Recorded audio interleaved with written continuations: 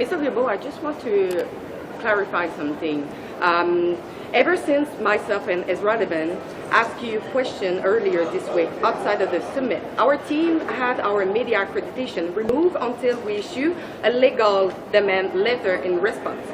Today, for us to get inside this conference, I was lied about this conference to be postponed and to be changed, and nobody had get back to me. It was hard to get here. So how come the United Nations and yourself are not for press freedom?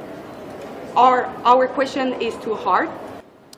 I think I heard your colleague, Mr. Levin, thank the United Nations the other day in the press conference for taking his question.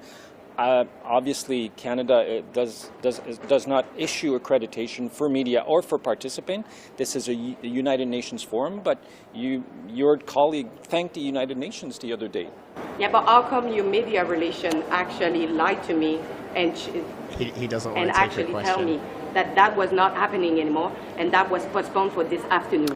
I have worked with my colleague for 4 years, and she's never lied. So I'm sorry, but I profoundly disagree with the characterization of your question. What do you think is the biggest point between now and actual landing? Is it the idea of a production camp, or is it something else?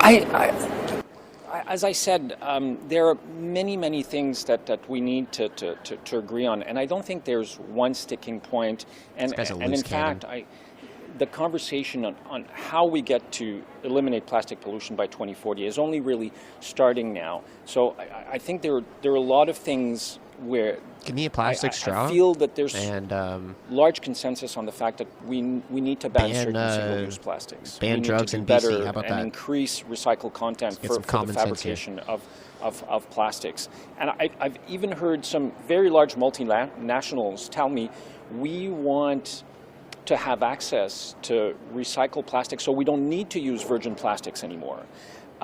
We need to do a better job in designing plastics so that they can be more easily reusable or recyclable. We need to do a better job on labeling. And I think all of these things, or many of these things, we can agree that we all need to do that, everyone around the world, so that there is a level playing field and we don't end up with a patchwork of policies and measures around the world, and that even the private sector is calling for. Large multinationals are saying we need a legally binding plastics treaty, which is obviously in stark contrast with the position of the Conservative Party of Canada, who just issued a petition saying we need to bring back plastic straws because there's no environmental problem with plastics, where there are 200 countries bring in the back world, plastic straws. Unilever, Pepsi, and Coca-Cola, who profoundly disagree with the Conservative Party of Canada's position on plastic pollution. Last question. Regarding the treaty, Mr. Guilbeault. I'm sorry, but this gentleman hasn't asked a question.